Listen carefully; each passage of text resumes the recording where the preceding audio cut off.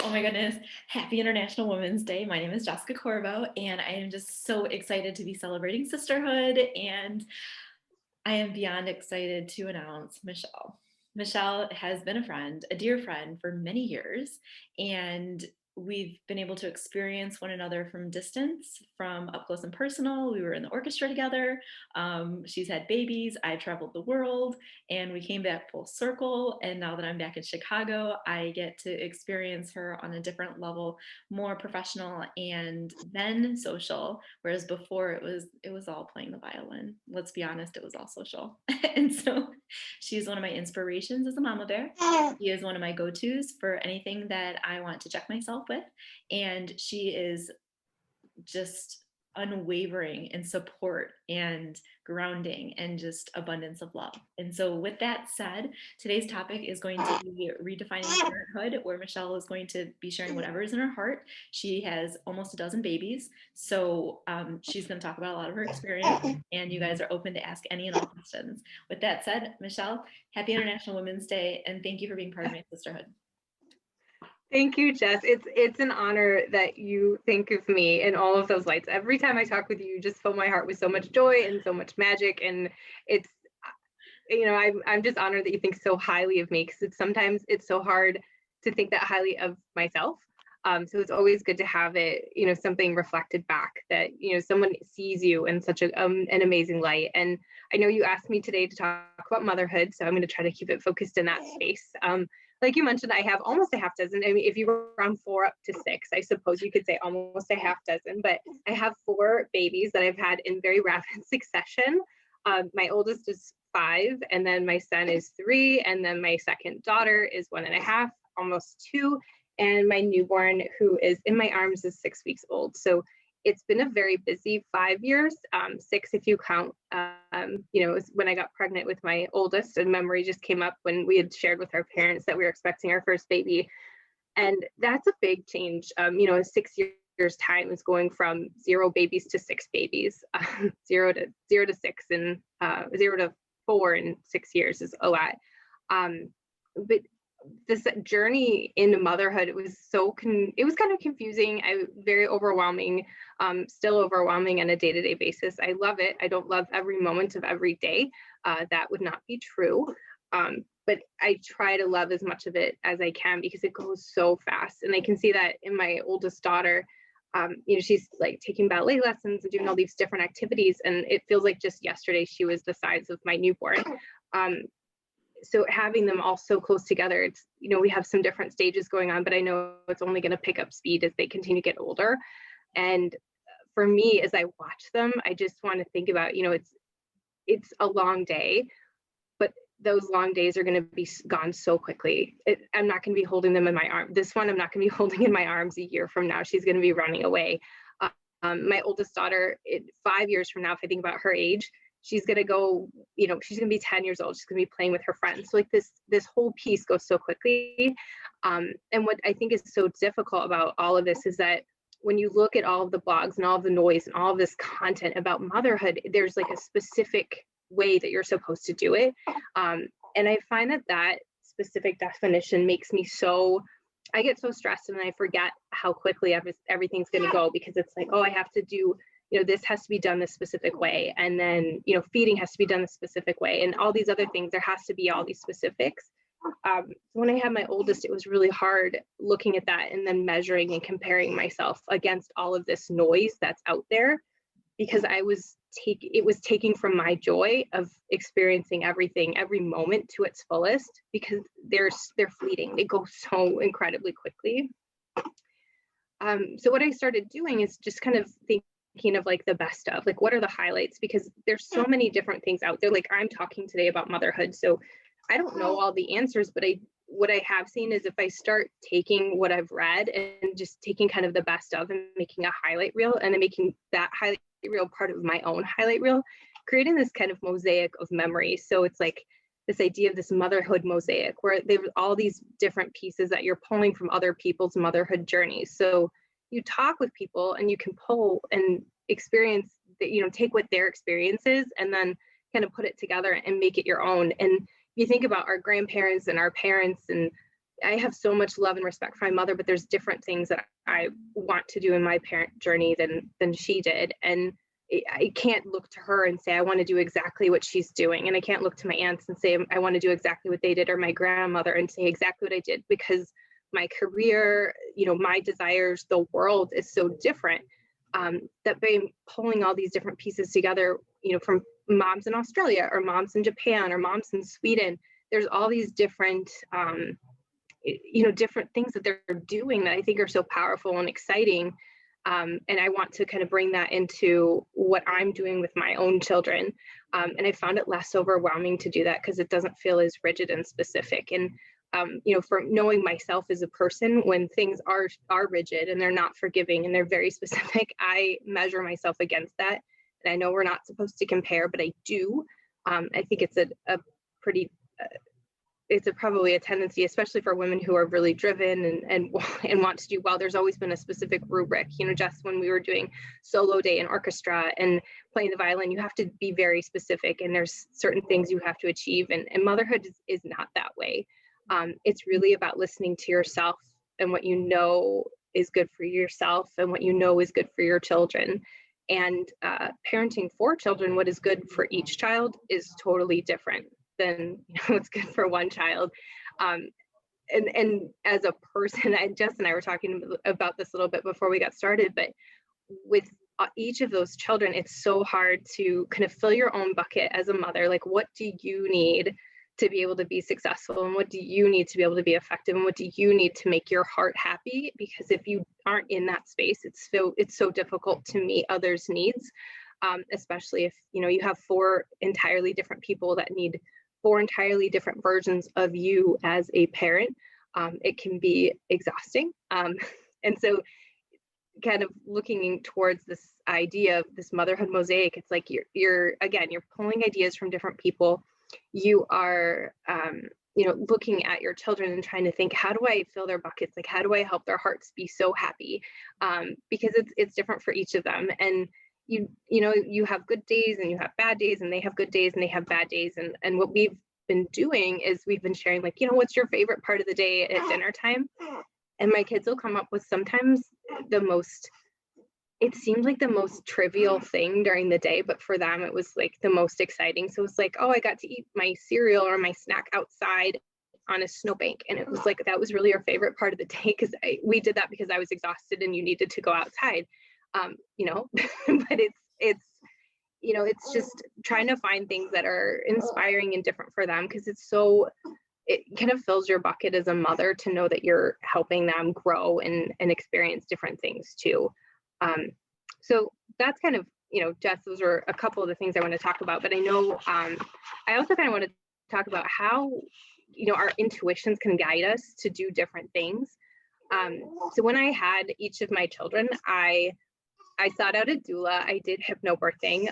I love hypnobirthing. I love the idea of it. And Jess, it's kind of goes into a lot of the things that we talk about when we're working out together, and how we're working out for endorphins, not to look a certain way, because it's about keeping your mind and body relaxed so that you aren't experiencing pain, and it helps to deliver the baby naturally, because you're not interfering with your body's natural hormonal responses to delivering the baby, because you're kind of propelling the baby to come through with better bodily chemicals and less stress hormones.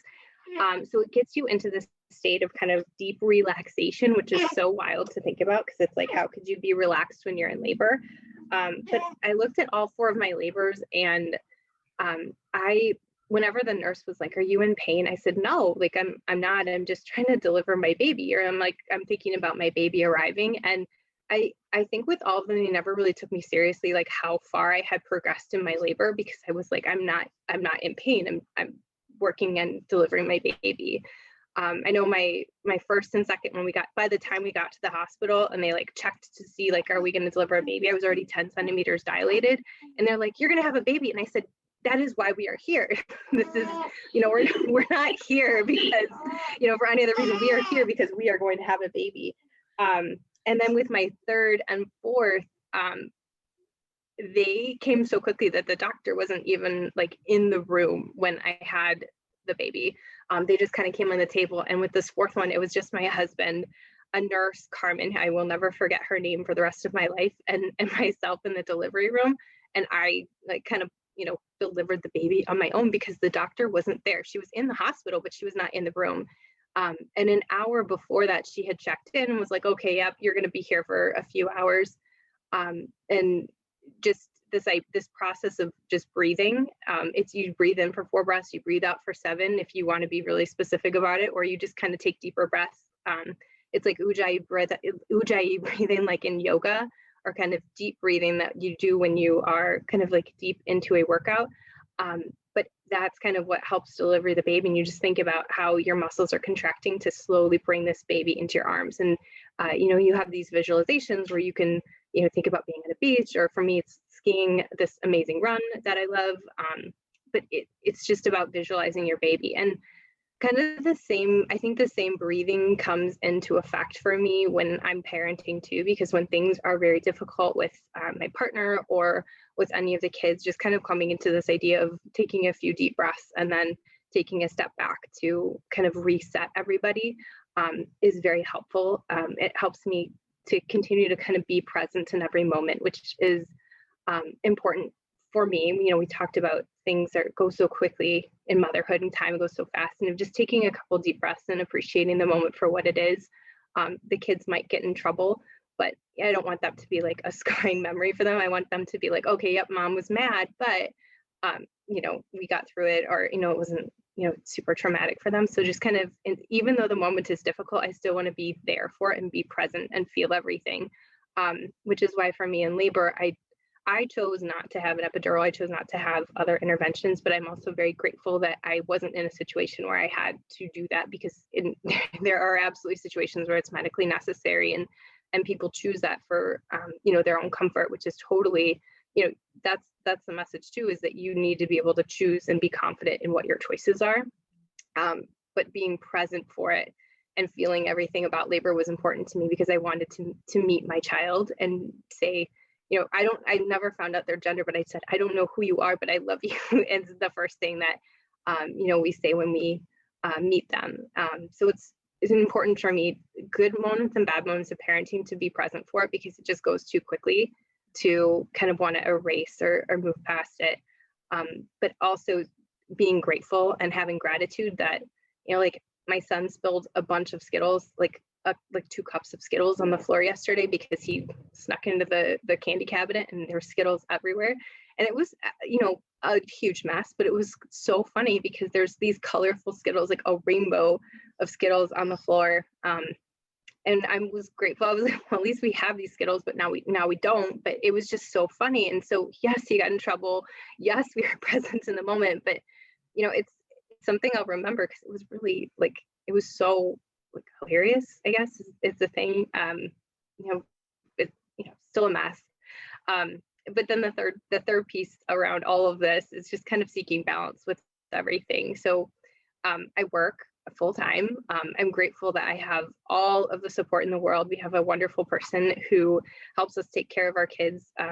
My husband works crazy hours. He's out of the house at 4 a.m. and back at 6. And so in normal times, when I'm not working from home full time, I'm out of the house by 7 and I get home at 6 too. So we're gone a lot. And so for us, it's really important. Weeknight evenings and weekends, it's family time. There is nothing that gets in the way of that. There's not, we don't really go out for dinners. We don't really do, concerts very often, or, do anything with friends, because we really want to focus on being with the kids, because we miss so much of what they do during the week. But it's also important for us to seek balance in that. So while we're both work quite a bit, we do focus on having some balance with the kids, so we can read them books and enjoy our time together, and that they get time with all 6 of us together as a family. And we love having the grandparents over, and we love seeing other family members, but there's memories that we'll only have with just the 6 of us, and we really want that to be a core part of their childhood. So we've prioritized that too. Yeah. Which goes into this whole piece about values and other things. So, and I realize I've just talked for a while, Jess. So we're gonna jump in. We're gonna help guide this just a little bit. So one of the things, one of the early things that you were talking about is like this motherhood mosaic, or the mother mosaic that you're speaking about, and kind of taking the little tidbits and like the things that apply. So my understanding of what you said is to educate yourself with as much as possible. Don't internalize yet, but educate yourself so you know what to expect, kind of, more or less. And Mhm. then you take like the different parts in order to create this like mosaic of what type of parent you want to be. I think the important element that is just so normal to you, but not normal to everyone else, is how to have that inner strength. How do you have that discernment between what you want to apply to your own personal journey versus what you're just like, okay, that was interesting, but I'm not going to accept it? Because I think that, when you talk about like all the different blogs, there's so many different opinions. So to me, if you don't have that strong sense of self, or if you don't have that discernment, you're easily influenced. And then it's easy for you to criticize yourself with them failing, but you're not. Mhm. So No, how do you tap into that innate power, knowing that you actually have all the answers? You just need a little bit of a whisper to help extract it a little bit from the mom blogs and stuff. yeah, I think what it is my partner and my husband and I have a very strong sense of what we value and what's most important to us. And one of those things is being together as a family. So if it's something that enables us to do that better, or better spend that time, that always kind of comes to the surface. For me too, it's there's so many things in the blogs where it's like, does this fit my lifestyle? Like I said, I work full time. It's a lot to do that and be a mother. When you get to work and you're like, I've already lived a day in the life and it's not even 8 a.m. Like, this is crazy. It does whatever's coming up in those blogs. Does it fit for me? Like, could I do this before or after work? Like, can I be thinking about it? Can I prep something when I'm on the train? Because sometimes it's good advice, but it doesn't fit. And that's fine. But it's just like, can I do a different version of it maybe on the weekend? Or like, I love following homeschool blogs because they have really great activities, but like, it's not scalable for me. I'm not home. I've got 4 kids that are all different ages. I can't do everything, but they have great ideas. So that's like kind of one example. But I think grounding in kind of like, what are your values, or what are the things that are most important to you, and then seeking out different pieces of advice and then kind of placing them together. Yeah. That helps you build out this like art piece of motherhood for you, so that your journey as a mother is a work of art. At the end of it, you have these amazing human beings that you are building, um, that are looking to you because you're like their beacon. They have nowhere else to go. It's like they should go to mom. Mom is the person. You don't know everything, but they think you do. And that's kind of it's kind of fun, to have people that think that. But yeah, it's just kind of filtering out the noise with your values is, I think, the best way to go through. But it's so hard to listen to what those are, because like my values could be totally different, Jess, than yours, which are totally different than other people's. Mhm. And I think that's where it gets really hard. Yeah, I think another thing too is about the self-care. So I think that self-care is just so kind of important. A lot of people think self-care is just, bubble baths and, big extravagant things, but self-care could just be closing the door when you have to go to the bathroom. It could Mhm. be washing your face with a warm cloth rather than, your sleeve. Right, right. It could be Yeah, like and for me, it's micro things like throughout the day, these simple pleasures. Like when you're talking about the Skittles with your child, it's like, okay, well, so what do you they're do for everywhere. some of your micro self-care things? I mean, aside from like the extravagant ones, maybe, date night with your partner, but what are like some of the things that you're kind of checking in with yourself on a regular basis? I mean, it's like, did I shower today? Today I did shower. With a newborn, it's not an everyday thing. It's like you do when you can. And having a daughter who is a little bit older, she can, help the newborn with the passy, and I can get in a shower for a few minutes. But um, I have this theory that it's like, if I'm feeling stressed, either a nap, um, going outside, or taking a shower are the 3 things that are going to, either make me feel better. So like, choose from one of those 3. And if one doesn't work, go to the next. If 2 doesn't work, go to the third. Well, actually, and well, really there's 4. Workout is Yeah. the 4th one. So it's kind of choosing between those 4 different things. And workout, it doesn't have to mean like an hour. It can mean like 5 minutes of yoga poses where my kids are also doing yoga, or kind of little things like that. But those are, if I'm really feeling stress. Those are the four things that I look to, which I don't think that's very unique. I think what is unique is the skill set of saying, these are my multiple choice options, like which one is going to fit to fix where I am at right now in this moment. Because that's actually the art. That's like the hard part is you had to like self-diagnose and then treat with one of those things, which are pretty easy for a lot of people to do. Just a couple minutes. It's like 5 to 10. Yeah. I love that. I love the simplicity of that. I mean, I think, being a single lady, we take some of that for granted because it's just like a nap. All right, cancel my meetings, I'll take a nap. It's not that easy for moms. Or it's just like, for me, it's making a meal. Well, if I have 45 minutes to prep and then I have another 20 minutes to, enjoy, I'm kind of, being rude because I don't have all these other things that are kind of, in between. And so I like on how simple that is, but sometimes it's just literally going out for a walk. And sometimes it's just being able to not have to take a bird bath and being able to take a shower. And life can be literally that simple. I love the fact, I just want to throw you some more compliments. I love the fact that even though your son snuck into the candy, So funny.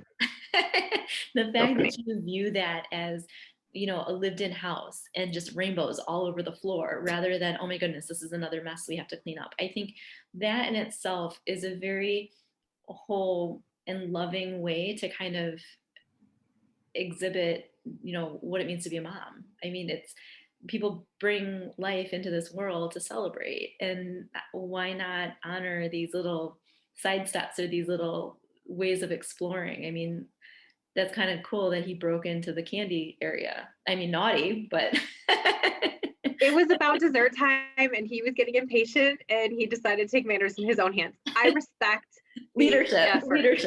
I respect the effort. I don't appreciate the execution. It doesn't matter. But it was so funny. Yes, rainbows on the floor, a lived-in house. No, my house is never going to look like Martha Stewart was there or Good Housekeeping. And I don't want it to. There's fingerprints on the windows and there's nicks in the coffee table, but they all have a story because it's all filled with love. That's where they jumped off the table. It's where someone dropped a book. That's, it's the coffee table where, blah, blah, blah happened. So it's just filled with love. And I want that to be part of what my kids think about when they think about their childhood is, it was filled with love and it was filled with people who love us, not like filled with stuff. Yeah. I think oversimplification and just like, like bringing it into like a big picture, I think definitely based on everything that you said, it was always make sure to take care of yourself. Always make sure to, have that cup filled, because once that cup is filled, it becomes easy to kind of navigate. I mean, some people struggle with one child and you got four. And so just as you had said, you have to be different versions for each child. And I mean, you got to be different versions for yourself too. And so it's an ongoing dance, if you will. And I think, other things that you had mentioned is just being able to really enjoy the process, because I think that if people are too goal oriented, I'm a very goal oriented person. So this like is big for me to say, but it's just enjoying the journey. And it's like when you're talking about feeling all the different muscles and the journey for your baby to come out from you into the world, I think that's just magical to be able to slow down your system to that point and to be that graceful to, put somebody else in front of you, of your own needs. So I'm sure you did experience pain, but your focus was on the health of your child rather than the pain of what you were doing, which I think is incredible. And so I think that there's a lot of nuggets to just kind of take from that, where yes, it's important to take care of yourself, but once you're able to take care of yourself, you're able to focus, and that mental tenacity is just next level. It's pretty amazing. And I had pulled some statistics around birth, but in the United States, we have almost 3 times the amount of C-sections as Israel. And they're the lowest C-section rate of all developed countries. So if you think about why do we have 3 times higher, it's kind of thinking about are we really losing our intuition because we're trying to be too goal oriented, or we're trying to have a specific date, or we're trying to do something specific. So there's really a beauty in going, inside to go find where this joy is, or where this happiness is, or where this magic is. So it's not too far from us. It's right within each of us. I love that. In Singapore, you get to make an appointment and pick the time and everything. They unzip you, they pull it out, they zip you back up, you're on your way. I mean, it's kind of weird, but that's how Singapore does it. 'Cause it's It's very like very, official. it's a very efficient way to deliver babies because babies don't have a schedule. Like my baby is eating. They don't have a specific schedule. I mean, they'll eventually be on a schedule, but otherwise they arrive when they arrive. And that surprised for me, not knowing gender, but also not knowing when their birth date would be or when they would come or how it would, how it would be. For me, that was really, it was fun to have that mystery because it's, to me, it's like part of who they are. Yeah. Like I can remember what the weather was like each day my child was born, and I kind of associate with that with like who they are and how they enter the world and who they're going to be. And I think that's a really important part of me telling them, like when they're growing up, like this is what it was like, and here's what we first thought about you when we met you, because this Yeah. is how it was, and this is what you chose. You baby, this is what you chose. Absolutely. I think that's magical. Pretty I think fun. it's absolutely incredible. I think it's absolutely incredible. I think that we have people popping in and out, so just so you know. I think that another talking point is just the essence of accepting that not only did you create life, but your body is just this magical machine or this magical vehicle that is able to like expand and then create and just do different things. Because I know a lot of moms that when their comparison outside of motherhood, the comparison that they end up in is how to get their body to bounce back. It's the worst. And I feel That's like, the hardest thing. yeah, because I know, I mean, my community is a fit fam. So when you go into a pregnancy fit, when you go into a birth fit, your body is a little bit more elastic to get back into pre-birth shape. But there's also a lot of people that don't have that luxury. So it's not they're not taking care of themselves, it's other things happen. And so if they put on a lot of weight and then they're not able to rebound, they end up getting really hard on themselves. And if they're Mhm. really hard on themselves, it makes it almost impossible to have that full cup in order to show up for their child. So since you've been through it 4 times, how were you able to navigate, being able to have like your, pre-mom body, have your pregnant body, and then your mom bod, and then navigating it through the four different pregnancies? I mean, how were you able to kind of navigate and fall in love with your vehicle that's a creation monster?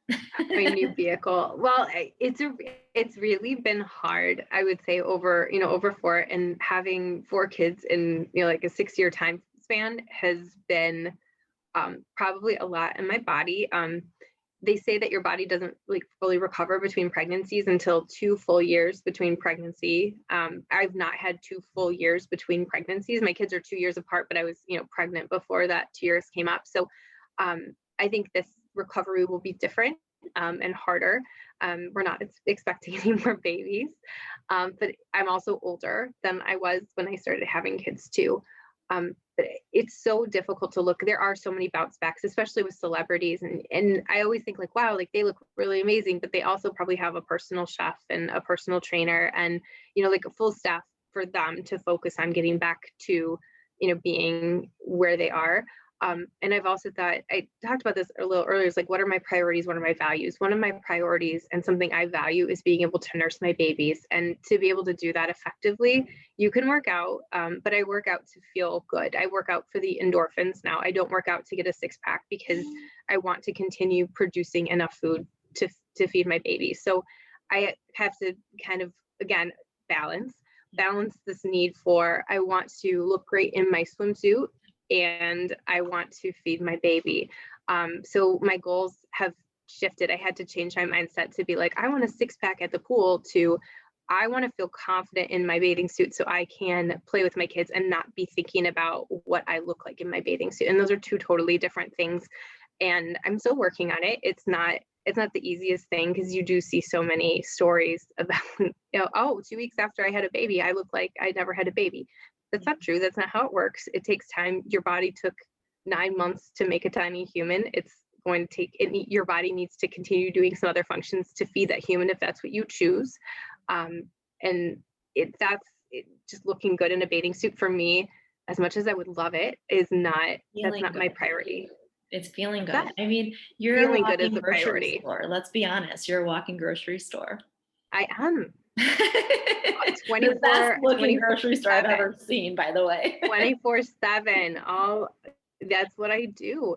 And yeah, it's feeling good is one thing. And it's, for me, how do I feel? And my partner is so incredibly supportive too. Like he's always like, "You're so hot, babe." And it it helps for sure.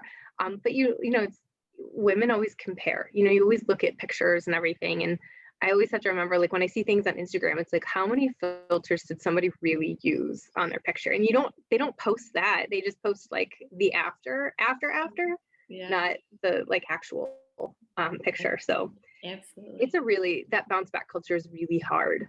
Yeah. I think for moms, Yeah. it's prevalent. It's everywhere.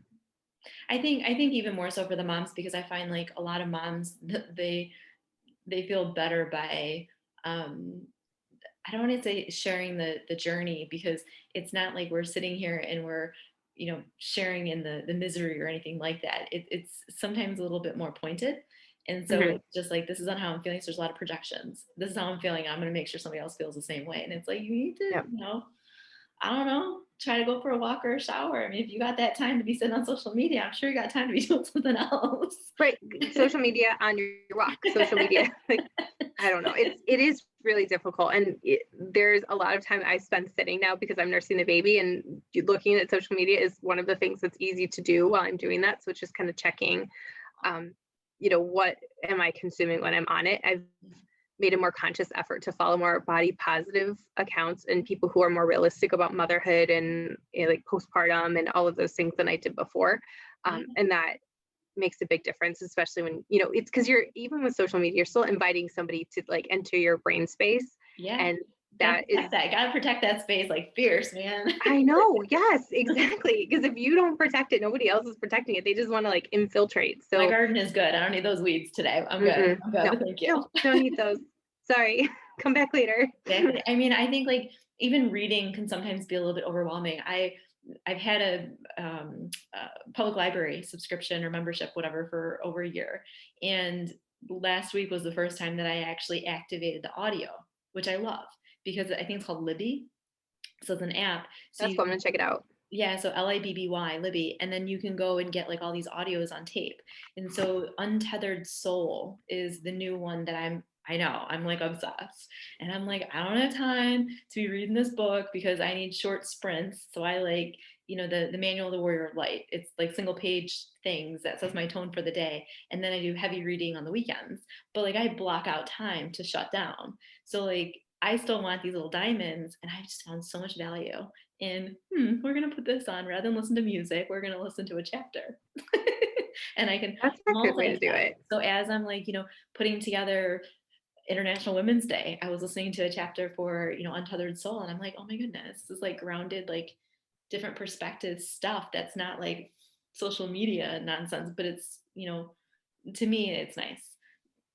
And so I feel like there's a lot of people that are kind of shifting into like the podcast space or like the Mhm. the audiobooks. And that has been like super helpful. I mean, again, I'm not a mom, but I'm more on the efficiency side of things.